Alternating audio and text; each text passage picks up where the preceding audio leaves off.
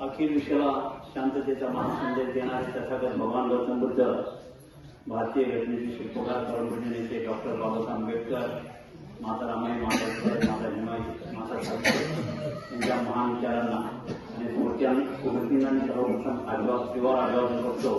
आणि आज या कार्यक्रमाचे सन्माननीय अध्यक्ष आणि सन्माननीय व्यासपीठ त्याचप्रमाणे उपस्थित असलेले माझे माता भगिनी आणि आज आपण काल तसे लक्ष्मीबाई कोंडाजी भोसले यांच्या पुण्यामोहनाच्या कार्यक्रमानिमित्त आपण सर्वजण दुःखित अंतकरणाने आपण या ठिकाणी जमलेलो आहोत. आणि ह्या कार्यक्रमाला मला माझा या मातेला श्रद्धांजली व्यक्त करण्यासाठी मला जो योग मिळाला तर मी मुंबईवरून आलेलो आहे.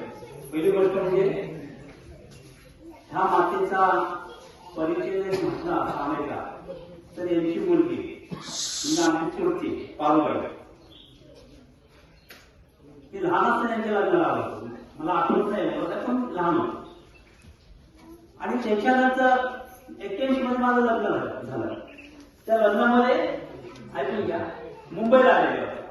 म्हणून ज्यावेळेस आपल्या व्यक्तींकडे आपल्या माणसांकडे घर नसायचं त्यावेळेस कुठेतरी आम्हाला नाल्याच्या बाजूला एक छोटंसं घर, एक जागा मिळाली.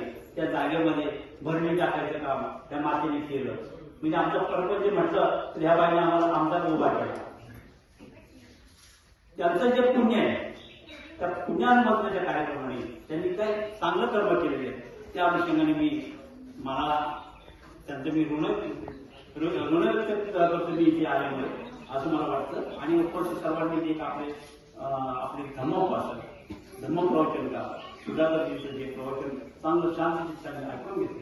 खऱ्या अर्थाने त्यांनी आपल्या परपंचाचं चौक जे काय असतं त्यांनी या ठिकाणी हे केलेलं आहे. आणि आईची महती चांगल्या प्रकारे आपल्या समोर मांडली.